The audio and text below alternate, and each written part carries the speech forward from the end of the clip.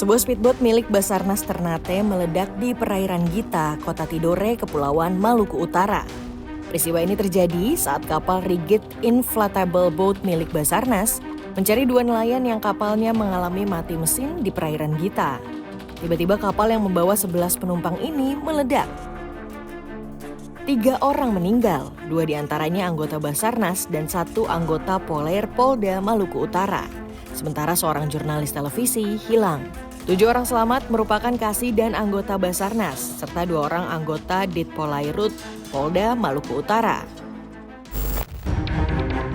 Petugas SAR mengevakuasi korban menggunakan kapal milik Polairut Polda Maluku Utara ke pelabuhan residen Ternate untuk dibawa ke rumah sakit. Kepala Basarnas Ternate mengatakan cuaca saat itu sangat berangin, namun kondisi kapal dalam kondisi laik jalan. Mereka melihat peta, sekitar 10 menit lagi terjadi ledakan, mereka sudah tidak sadar. Jadi begitu terjadi ledakan, mereka ada di bawah air, semuanya sudah tidak sadar, dan konsumsi kami yang sadar naik lagi ke rib tersebut. Dan ribnya posisinya tidak terbakar. Basarnas Ternate mengerahkan KN SAR Pandu Dewanata untuk mencari jurnalis yang hilang. Kapal milik Ditpolairut Polda Maluku Utara dan kapal milik KUPP Sofivi juga dikerahkan. Di kejadian lain, seorang jurnalis gugur saat bertugas. Ada yang akibat kecelakaan darat, ada pula yang menjadi korban pembunuhan berencana. Berikut informasinya. Mobil yang membawa kru jurnalis mengalami kecelakaan di kilometer 315, Tol Batang Pemalang, Jawa Tengah pada Oktober 2024. Saat itu, mobil kru TV tengah berhenti di bahu jalan tol. Mobil kru kemudian ditabrak truk box dari belakang karena menghindari mobil oleng di depannya. Akibatnya, 3 orang meninggal dunia. Pengemudi bernama Sunardi serta 2 juru kamera, Marwan dan Alwan Syahmidi. 2 jurnalis lainnya, Felicia Amelinda dan Gegi Yudhistira, mengalami luka-luka. Karena mau kacanya berdebu dan air di waternya udah nggak nyala, jadi harus manual disiram.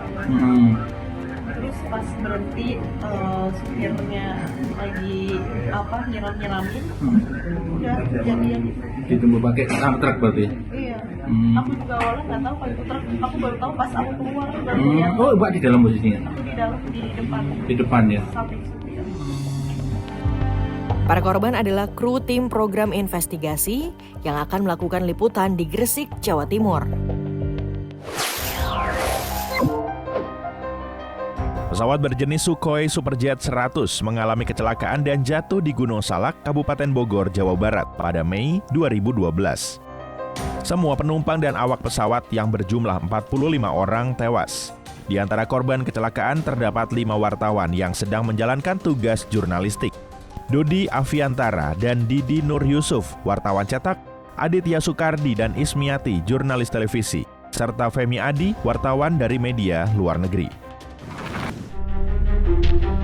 Pesawat Sukhoi Superjet 100 buatan Rusia itu seharusnya melakukan joy flight atau penerbangan untuk memperkenalkan pesawat.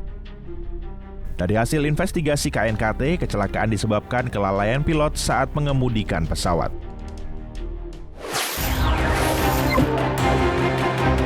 Kasus pembunuhan wartawan Narendra Prabangsa sempat menyita perhatian publik. Setelah sempat hilang 5 hari, Narendra Prabangsa, redaktur berita daerah, ditemukan tak bernyawa pada 16 Februari 2009. Polisi menelusuri sejumlah kemungkinan motif pembunuhan, salah satunya karena pemberitaan. Prabangsa menulis berita terkait dugaan korupsi Nyoman Susrama soal proyek-proyek dinas pendidikan di Kabupaten Bangli sejak awal Desember 2008 hingga Januari 2009. Salah satu proyek yang disorot dalam pemberitaan Prabangsa adalah proyek pembangunan Taman Kanak-kanak dan Sekolah Dasar Internasional di Bangli. Nyoman Susrama kala itu menjadi pemimpin proyek.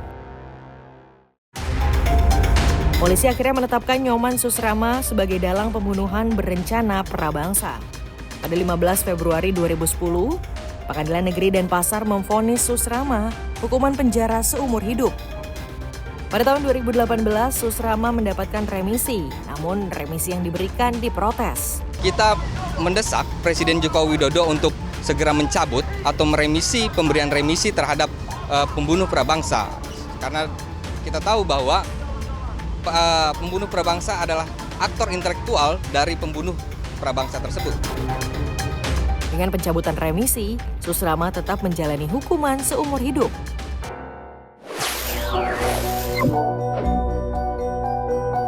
Wartawan televisi Roy Darsono menjadi korban tewas dalam kecelakaan rombongan Kepala Staf TNI Angkatan Darat, Jenderal Dudung Abdurrahman yang tengah melakukan kunjungan kerja ke Merauke, Papua pada April 2022. Roy meninggal setelah dirawat dalam kondisi kritis di Rumah Sakit Bunda Pengharapan akibat mengalami luka berat di kepala. Saat kejadian, Roy ikut dalam mobil menyusul rombongan Kasat menuju distrik Sota. Mobil yang dikendarai personel Denpom Merauke ini mengalami kecelakaan tunggal akibat pengemudi mengantuk. Kecelakaan juga menewaskan Letda CPM Ikadek Suhardiana.